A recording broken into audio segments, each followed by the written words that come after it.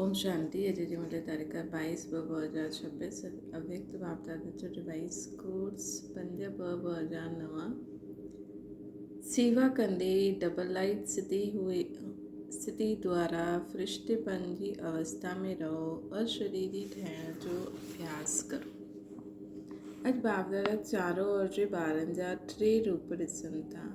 जीअं बाप जा 3 रूप ॼाणंदा आहियो न, ईअं ॿारनि जा बि 3 रूप आहिनि जो हिन संगम जो लक्ष्य ऐं लक्षण आहिनि। पहिरियों आहे ब्रह्मण स्वरूप, ॿियो आहे फ़रिश्तो स्वरूप, टियों आहे देवता स्वरूप। ब्रह्मण सो फ़रिश्तो सो देवता। त वर्तमान समय हाणे विशेष छा लक्ष्य साम्हूं रहंदो आहे।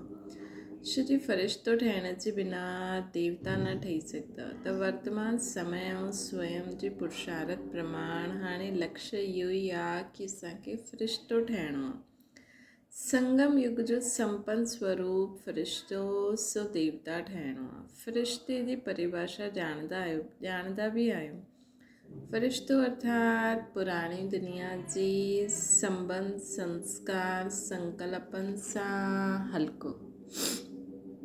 फ़रिश्तो केरु हूंदो आहे जो पुराणी दुनिया जी संबंध संस्कार ऐं संकल्पनि सां सदा हल्को रहे। बसि असां आत्मा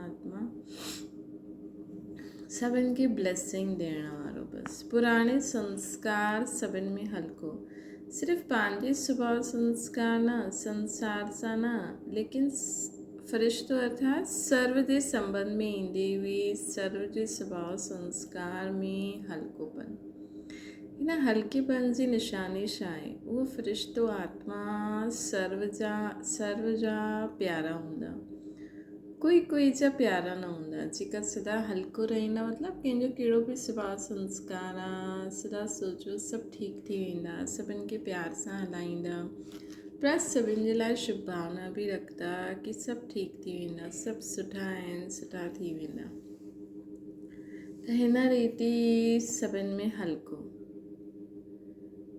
उन्हनि जे लाइ ब्लेसिंग बि करिणो, उन्हनि ते ध्यानु बि ॾियणो ऐं उन्हनि जे लाइ पॉज़िटिव बि सोचणो। उन्हनि जी कमी कमज़ोरियुनि खे पंहिंजे दिमाग़ में न रखंदा। कोई जा प्यारा न, सर्व जा प्यारा। जीअं ब्रह्मा बाप खे हर हिकु सम्झंदो आहे न, मुंहिंजो आहे। ब्रह्मा बाबा खे हर हिकु छा सम्झंदा आहिनि कि ब्रह्मा बाबा असांजो आहे।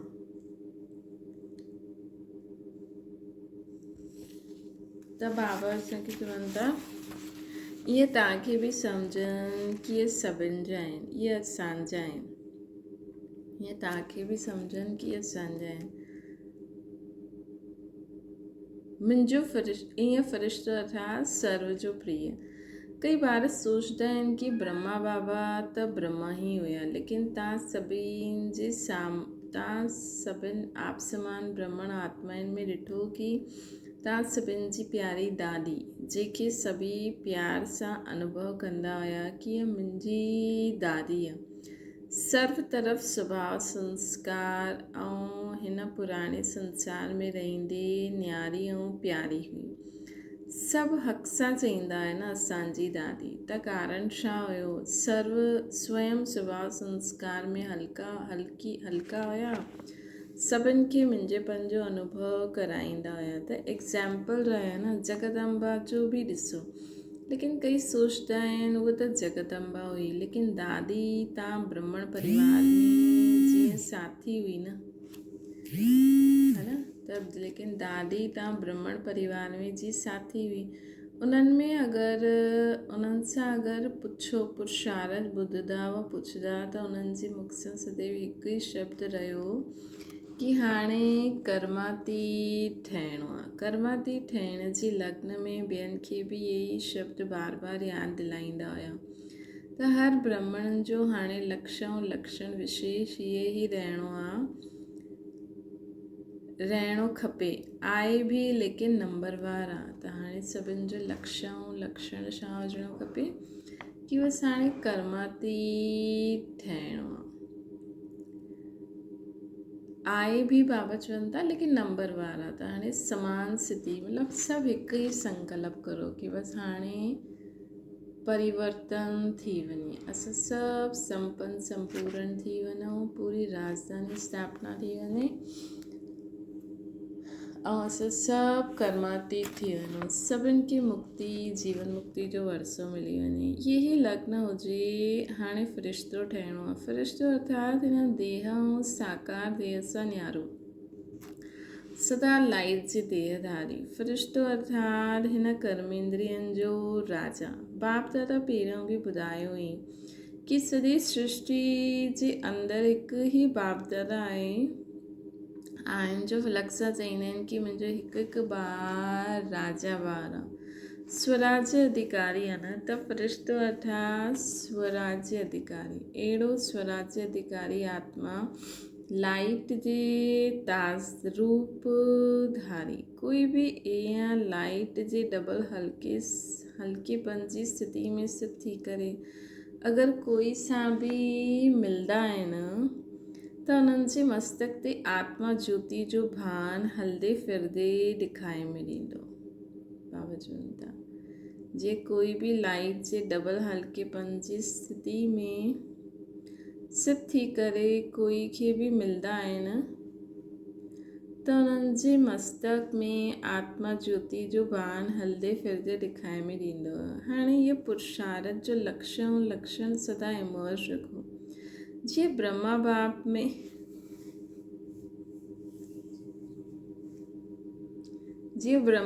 में ॾिठो अगरि कोई बि मिलंदा हुया, दृष्टि वठंदा हुया त बाप ॻाल्हियूं कंदे कंदे छा ॾेखारे में ॾींदो हुयो ऐं लाइट में अनुभव कयो छा ॾेखारे में ॾींदो हुयो ऐं लास्ट में अनुभव कयो कि ब्रह्मा बाप सां ॻाल्हियूं कंदे कंदे बि मीठी अशरीरी स्थिति में स्थित थी वेंदा हुया। चाहे केतिरो बि सर्व समाचार हुजे लेकिन ॿियनि खे बि सेकेंड में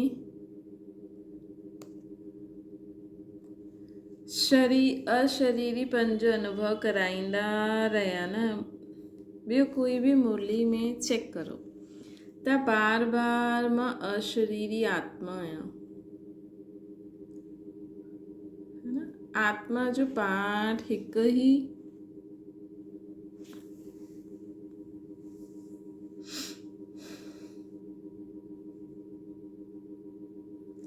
आत्मा जो पाठ हिकु ही मुरली में केतिरी बार यादि दिलाईंदा रहिया त हाणे समय अनुसार नंढी नंढी विस्तार जी ॻाल्हियूं, स्वभाव संस्कार जी ॻाल्हियूं अशरीरी अवस्था सां दूर करे ॾींदियूं, है न। त असांखे हाणे हिननि ॻाल्हियुनि में न फसिणो, फटाफट करो, फुल स्टॉप लॻाए छॾो, बसि बिंदी बिंदी बिंदी बिंदी। हाणे इन में परिवर्तन खपे, त पहिरीं सोचंदा हुआसीं न अरे ये संकल्प छो थो अचे, ईअं छो थो अचे, बसि हाणे बिंदी बिंदी बिंदी बिंदी। बाप दादा कंहिंजो बि कहिड़ो बि स्वभाव संस्कार हुनखे बि बिंदी लॻाए छॾो। बाबा जी यादि में हुन आत्मा खे छोजी बिंदु मतिलबु ओरिजिनल आत्मा, त हुनजा वो पुराणा ख़तमु थी वेंदा, ओरिजिनल इमर्ज थी वेंदा। बाप दादा ॾिठईं कि सेवा में रिज़ल्ट सुठी आहे, सेवा जे लाइ मेजॉरिटी खे उमंग उत्साह आहे, प्लान बि ठाहींदा रहंदा आहिनि, संदेश ॾियणो आहे, इहे बि आवश्यक आहे। बाप दादा अॼु भी भिन्न भिन्न वर्ग जी भिन्न भिन्न स्थान जी सेवा जी सुठी रिज़ल्ट ॾिठईं, लेकिन सेवा सां गॾु गॾु अशरीरीपन जो वायुमंडल महिनत कम ऐं प्रभाव ज़्यादा विझंदो आहे। ॿुधल उहा सुठो लॻंदो आहे, लेकिन वायुमंडल सां अशरीरीपन जी दृष्टि सां अनुभव कंदा आहिनि। सेवा सां गॾु गॾु अशरीरीपन जो वायुमंडल महिनत कम प्रभाव ज़्यादा विझंदो। त जाते बि सेवा करो हुते योगी बि हुजणा खपनि जो ईअं योग लॻाए करे ओड़ो वायुमंडल ठाहिनि।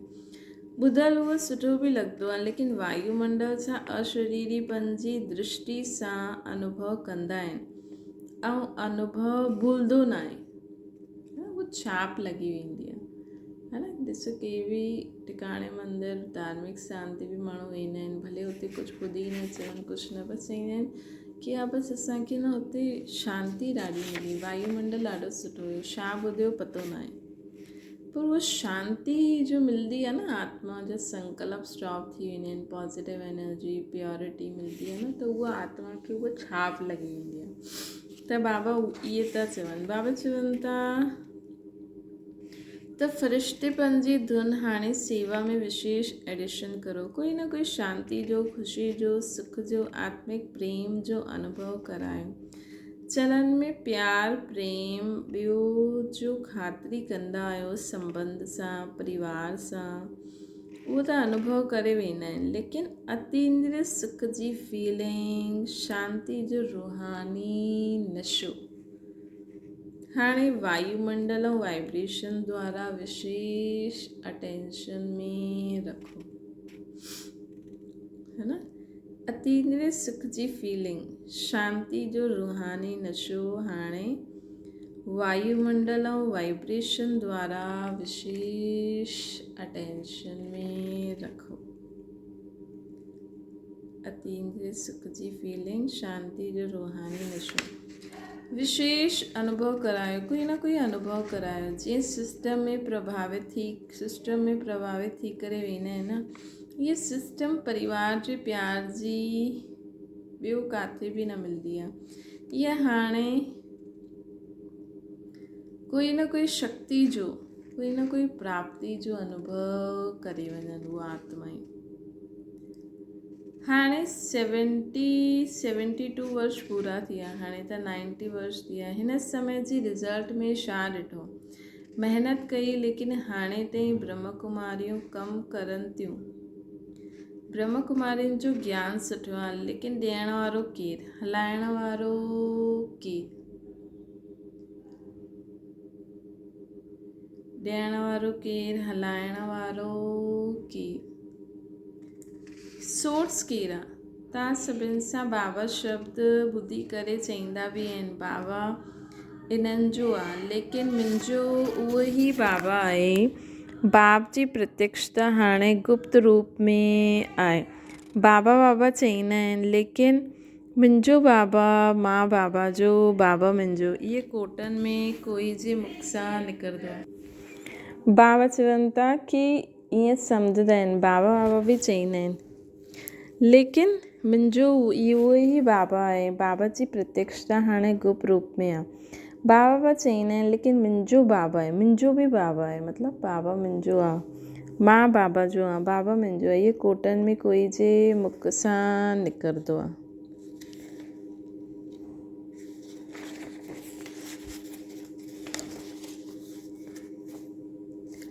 त संगम युग जो लक्ष्य छा आहे, असां सभु आत्माउनि जो बाबा अची वियो, वरसो त बाप द्वारा मिलंदो आहे न, उहो प्रभाव फ़रिश्ते अवस्था सां वायुमंडल फैलंदो आहे, इन्हनि जी दृष्टि सां लाइट मिलंदी आहे, इन्हनि जी दृष्टि में रूहानियत जी लाइट नज़र ईंदी आहे। त हाणे तीव्र पुरुषार्थ जो इहे ई लक्ष्य रखो कि मां डबल लाइट फ़रिश्तो आहियां, हलंदे फिरंदे फ़रिश्तो स्वरूप जी अनुभूति खे वधायो, अशरीरीपन जे अनुभव खे वधायो।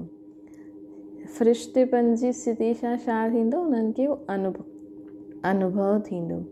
सेकेंड में कोई बि संकल्पन खे समाप्त करण में संस्कार स्वभाव में डबल लाइट हुजो, असां जेतिरो डबल लाइट हूंदासीं न, त उन्हनि जा बि जल्दी जल्दी समाप्त थी वेंदा।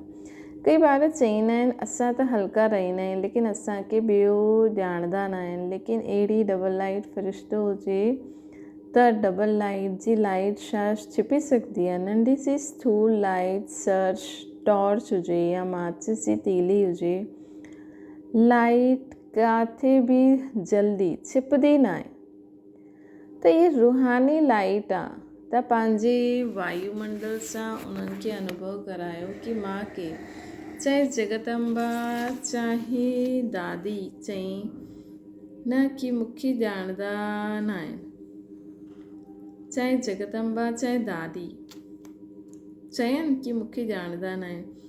पंहिंजे वायुमंडल सां सर्व जी प्यारी रहिया न, हिन करे दादी जो मिसाल ॾींदा आहिनि। श्री ब्रह्मा बाबा जे लाइ त सोचंदा आहिनि ब्रह्मा बाबा में त शिव बाबा हुया, शिव बाबा जे लाइ बि सोचंदा आहिनि की उहो त निराकार आहे, न्यारा आहिनि, निराकार आहिनि। असां त स्थूल शरीरधारी आहियूं, एतिरे वॾे संगठन में रहण वारा, हर हिक जे संस्कार जे विच में रहण वारा, संस्कार खे मिलाइण अर्थात फ़रिश्तो ठहिनि। संस्कार खे ॾिसी कई ॿार दिलि शिकस्त थी वेंदा आहिनि। बाबा ॾाढा सुठा आहिनि, ब्रह्मा बाबा ॾाढा सुठा आहिनि, ज्ञान ॾाढो सुठो आहे, प्राप्ति ॾाढी सुठी आहे, लेकिन संस्कार स्वभाव मिलाइण अर्थात सर्व जा प्यारा ठहिण। कोई जा प्यारा न, श्री कई ॿार चईंदा आहिनि कि कोई सां प्यार विशेषता जो ॾिसी करे बि थी वेंदो आहे। इन जो भाषण ॾाढो सुठो आहे, इन में फलानी विशेषता ॾाढी सुठी आहे, वाणी ॾाढी सुठी आहे, फ़रिश्ते ठहिण में इहे विघ्न अची वेंदो आहे, है न। कई ॿार चईंदा आहिनि कि कोई सां कोई जी विशेषता, कोई सां प्यार विशेषता खे ॾिसी करे बि थी वेंदो आहे, त इहो फ़रिश्तो ठहिण में विघ्न विझंदो आहे। प्यारो भले ठाहियो, लेकिन मां आत्मा न्यारी आहियां, न्यारी स्टेज सां प्यारो ठाहियो, विशेषता सां प्यारो न। इहे हिन जो गुण मूंखे ॾाढो सुठो लॻंदो आहे न, उहा धारणा भले करो, लेकिन हिन जे कारण सिर्फ़ु प्यारो ठहिणु उहा रॉन्ग आहे। फ़रिश्तो सभिनि जो प्यारो हूंदो, मतिलबु कंहिंजी विशेषता ते अटको न, भई हिन जी विशेषता आहे, हिन जी विशेषता आहे, उन जे कारण असां ॿियनि जा प्यारा ठहूं, उहो न। लेकिन हिकु न्यारी स्टेज थींदी आहे न, निंदा सिधी मान पान जय प्रजय, कोई फ़र्क़ु न, मां आत्मा बाबा जो, इहे सभु ॿार बाबा जा आहिनि बसि। फ़रिश्तो सभिनि जो प्यारो हूंदो आहे, हर हिकु चए मुंहिंजो पंहिंजोपन अनुभव थिए, है न, पंहिंजोपन अनुभव थिए।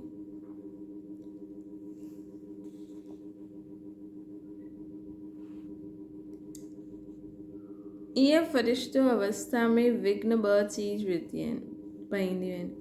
हिकु त देह भान, उहो त नेचुरल अनुभव सभिनि खे थींदो आहे। 63 जन्म जो पोइ देह भान प्रकट थी वेंदो आहे। ॿियो आहे देह अभिमान। देह भान ऐं देह अभिमान ज्ञान में जीअं अॻियां वेंदा आहियूं त स्वयं जे प्रति बि कॾहिं कॾहिं देह अभिमान अची वेंदो आहे, उहो अभिमान हेठि किराईंदो आहे। देह अभिमानी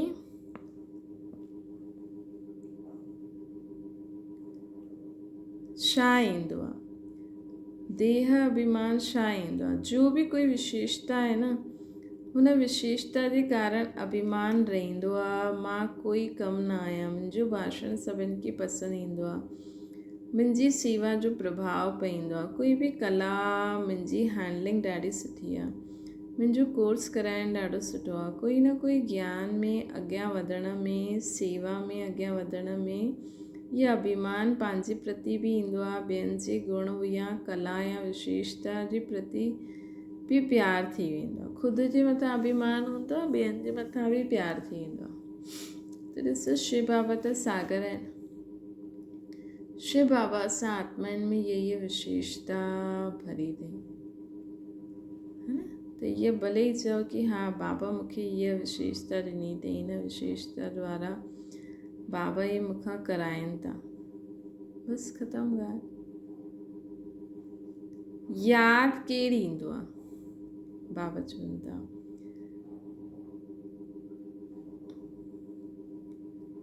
यादि केरु ईंदो आहे, देह भान ई यादि ईंदो न।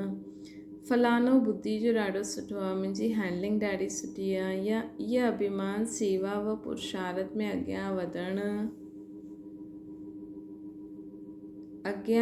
वधण वारनि खे अभिमान जे रूप में ईंदो आहे, है है न। ये अभिमान सेवा व पुरुषार्थ में अॻियां वधण वारनि खे अभिमान जे रूप में ईंदो आहे। त इहे बि चेक करिणो आहे। ऐं अभिमान वारनि खे अभिमान आहे त इनखे चेक करण जो साधन आहे, अभिमान वारनि खे जरा भी कोई अपमान कयो, हुननि जे वीचार जो, हुननि जी राय जो, हुननि जी कला जो, हुननि जी हैंडलिंग जो अपमान ॾाढो जल्दी महसूसु थींदो आहे, है न। ऐं अपमान महसूसु थींदो आहे। हुनजी ॿियो सूक्ष्म निशानी छा हूंदी? क्रोध जो अंश बि उन्हनि में जल्दी अची वेंदो आहे, है न। त उन्हनि खे अपमान बि जल्दी फीलिंग थींदो ऐं क्रोध बि जल्दी ईंदो, रोब बि जल्दी ईंदो। त इहो फ़रिश्तो ठहिण न ॾींदो। त वर्तमान समय जे हिसाब सां बाप दादा पोइ बि इशारो ॾियनि था, पंहिंजे संगम युग जो लास्ट फ़रिश्तो स्वरूप हाणे जीवन में प्रत्यक्ष करो, साकार में लायो। फ़रिश्तो ठहिण सां अशरीरी ठहिण ॾाढो सहज थी वेंदो आहे। पंहिंजी चेकिंग करो कि पंहिंजी विशेषता या हुननि जी विशेषता सां सूक्ष्म रूप में भी कोई लगाव या अभिमान त न आहे। हुननि जी विशेषता सां बि प्यार न हुजे, पंहिंजी विशेषता सां बि अभिमान न हुजे। कई ॿारनि जी अवस्था कोई नंढी सी ॻाल्हि बि हूंदी आहे न त उहो हेठि अची वेंदी आहे, है न। कई ॿारनि जी अवस्था कोई नंढी सी ॻाल्हि बि हूंदी न त हेठि मथे थी वेंदा आहिनि। दिलि ख़ुशि, चहिरो ख़ुशि, उन जे बजाए या चिंतन वारो चहिरो या चिंता वारो चहिरो थी वेंदो आहे। हलंदे हलंदे दिलि शिकस्त बि थी वेंदा आहिनि। दिलि ख़ुशि जे बजाए दिलि शिकस्त थी वेंदा आहिनि। त सम्झो हाणे पंहिंजे संगम युग जे लास्ट स्टेज फ़रिश्तेपन जे संस्कार इमर्ज करो। जीअं ब्रह्मा बाप खे ॾिठो, फॉलो फादर करिणो आहे। ॻाल्हि कंदे कंदे लास्ट में कई ॿारनि अनुभव कयो, ॿुधाइण आया समाचार, लेकिन समाचार सां परे, आवाज़ सां परे स्थिति जो अनुभव कयो, ॾिठो। कई ॻाल्हियुनि जो समाचार ॿुधाइण ॾाढो प्लान ठाहे करे ईंदा आहिनि, इहे ॿुधायां, इहे ॿुधाईंदासीं, इहे पुछंदासीं, लेकिन सामने ईंदे छा चईंदा हुया, छा चइणो आहे उहो भुलिजी वेंदा हुया, त इहो फ़रिश्तो अवस्था आहे कि जंहिंखे असां ॿुधाइण अचूं उहो एॾी लाइट माइट स्थिति में हुजे कि असां फालतू ॻाल्हियुनि खे मतिलबु विस्तार खे भुलिजी करे शॉर्ट में ॿुधायूं, बसि ॻाल्हि ई ख़तमु। त अॼु छा पाठ पको कयो मां? केरु फ़रिश्तो, कंहिं ॻाल्हियुनि सां, कंहिंजी विशेषता सां व पंहिंजी विशेषता सां, देह अभिमान सां परे डबल लाइट फ़रिश्तो। छो जी फ़रिश्तो ठहिण जे बिना देवता जो उच्च पद मिली न सघंदो। सत्युग में त अची वेंदो, छो जी ॿार ठहिया आहियो, वरसो त मिलंदो, लेकिन श्रेष्ठ पद न पाए सघंदो। त हुनजे लाइ असांखे फ़रिश्तो ठहिणो पवंदो। जो वाइदो आहे न, सदा साथ रहंदासीं, साथ राज्य कंदासीं। तख़्त ते भले न वियो, लेकिन राज्य अधिकारी ठहूं। हुतां जी राज्यसभा ॾिठी आहे? जो बि राज्यसभा जे अधिकारी आहिनि उहे तिलक ऐं ताजदारी, राज्य जो तिलक, राज्य जी निशानी आहे ताजदारी हूंदा, तिलक ऐं ताजदारी हूंदा, है न। त ॾाढे समय सां स्वराज्य अधिकारी, उहो ई विश्व राज्य अधिकारी ॾाढे समय रहंदा, विच विच में न। ॾाढे समय जो स्वराज्य अधिकारी तख़्त ते भले न वियनि, लेकिन रॉयल फैमिली जे अधिकारी थी वेंदा। स्वराज्य अधिकारी ॾाढे समय जा रॉयल फैमिली जे अधिकारी ठही वेंदा। अच्छा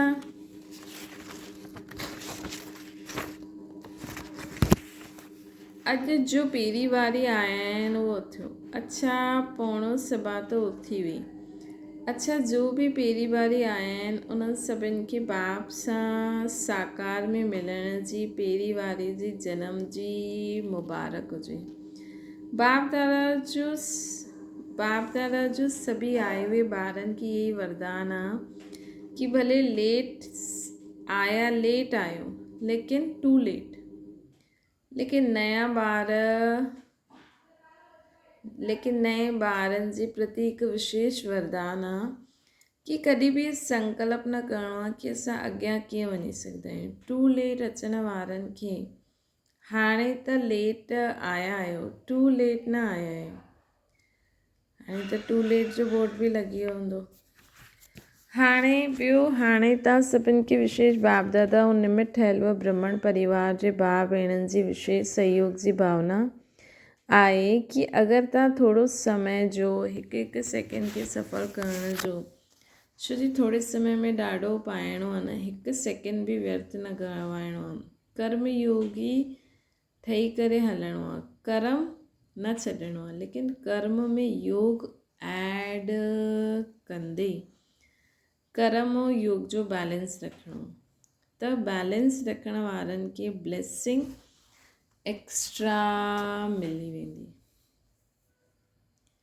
त जो बि लेट आया आहियो, टू लेट, हाणे अॻियां लॻणो आहे। हाणे त लॻी वियो हूंदो। तव्हांखे चांस आहे, थोरे समय में ॾाढो पुरुषार्थ करे सघंदा आहियो। बाप दादा वरदान ॾींदा आहिनि कि हिम्मत बच्चे मदद बाप। सभी चारों ओर जे ॿारनि खे बाप दादा जी दिलि जी दुआयूं, पदम गुणा बधायूं मुबारक हुजनि, मुबारक हुजनि, मुबारक हुजनि। ऐं अचण वारी अवस्था अथवा जो पत्र ईमेल मोकिलींदा आहिनि उन्हनि जो सेकेंड सां कम समय में बाप दादा वटि पहुची वेंदो उहो सभु। उन्हनि खे बि ॿियो बाप दादा जी प्यासी बांदेलियुनि जो मार खे बि गले जो हार ठाहे ॾींदियूं आहिनि। अहिड़ी आत्माउनि खे बि यादि पिया नए स्नेही आत्माऊं जो हाणे निकितियूं आहिनि लेकिन कम आहिनि। स्नेह सहयोग डबल हुजणो खपे, है न। त चारों ओर जे सभी युवा, वृद्ध, ॿार, माताऊं, पांडव सभिनि खे बाप दादा अॼु मुबारक ॾियनि था। सभिनि खे बाप दादा अॼु हाणे मुबारक ॾियनि था। अच्छा वरदान साकार निराकार बाप सां गॾु द्वारा हर संकल्प में विजयी ठहिण वारा सफलता मुहूर्त ठाहो। जीअं निराकार आत्मा साकार शरीर ॿिन्हिनि जे संबंध में हर कार्य करे सघंदा आहिनि, ईअं निराकार ऐं साकार बाप ॿिन्हिनि खे साथ व साम्हूं रखंदे हुए हर कर्म ऐं संकल्प करो त सफलता मुहूर्त थी वेंदो। श्री जॾहिं बाप दादा सम्मुख आहिनि त ज़रूरु उन्हनि सां वेरीफाई कराए करे निश्चय ऐं निर्भयता सां कंदव न, है न। सिंपल आहे। बाबा जो साकार में अनुभव करण जो लाइ बाबा चयो बाबा गुड मॉर्निंग, बाबा गुड नाइट, बाबा हाणे छा करूं, बाबा हलो हीअं करूं, बाबा हलो हीअं करूं। त तव्हांखे ॾिसिजो निराकार ऐं साकार तव्हांखे लॻंदो कि मूंसां गॾु हलनि था, है न। जॾहिं तव्हां बाबा खे घड़ी घड़ी सॾु कंदा, बाबा हलो ईअं ठाहियूं, बाबा हलो ईअं करूं, बाबा हलो ईअं करूं, त तव्हांखे बि बाबा अनुभव कराए सघंदा आहिनि। त जॾहिं बाप दादा सम्मुख आहिनि त ज़रूरु उन्हनि सां वेरीफाई कराए करे निश्चय और निर्भयता सां कंदव न। इन सां समय ऐं संकल्प जी बचत थी वेंदी, कुझु बि व्यर्थ न वेंदो, हर कर्म स्वतः सफल थींदो। जो तव्हां चाहींदा आहियो असांजो हर संकल्प, हर बोल, हर श्वास, हर समय असांजो सफल वञे, उन जे लाइ तव्हां कीअं करिणो ई पवंदो। बाबा हलो ईअं करो, बाबा हलो ईअं करो, त ऑटोमेटिकली बाबा सां गॾु कंदव त वेरीफाई बि थी वेंदो, निर्भयता बि अची वेंदी, निश्चय बि थी वेंदो, सफल बि थी वेंदो। स्लोगन आहे रूहानी स्नेह संपत्ति खां बि अधिक मूल्यवान आहे, इन करे मास्टर स्नेह जी सागर ठहो। अव्यक्त इशारो धर्म सत्ता वारनि जे साम्हूं पवित्रता जी शक्ति, राज्य सत्ता वारनि जे साम्हूं एकता जी शक्ति खे सिद्ध करो। इन ॿिन्हिनि ई शक्तियुनि खे सिद्ध करण सां ईश्वर सत्ता जो झंडो ॾाढो सहज लहरी वेंदो।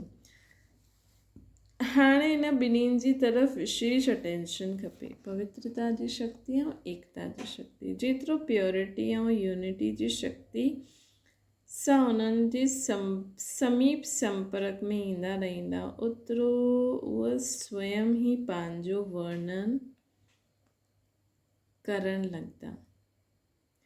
जेतिरो तव्हां प्योरिटी ऐं यूनिटी जी शक्ति सां उन्हनि जे समीप संपर्क में ईंदव, ओतिरो उहो स्वयं ई पंहिंजो वर्णन करणु लॻी वेंदा। अच्छा, ओम शांति। बाबा खे यादि करो।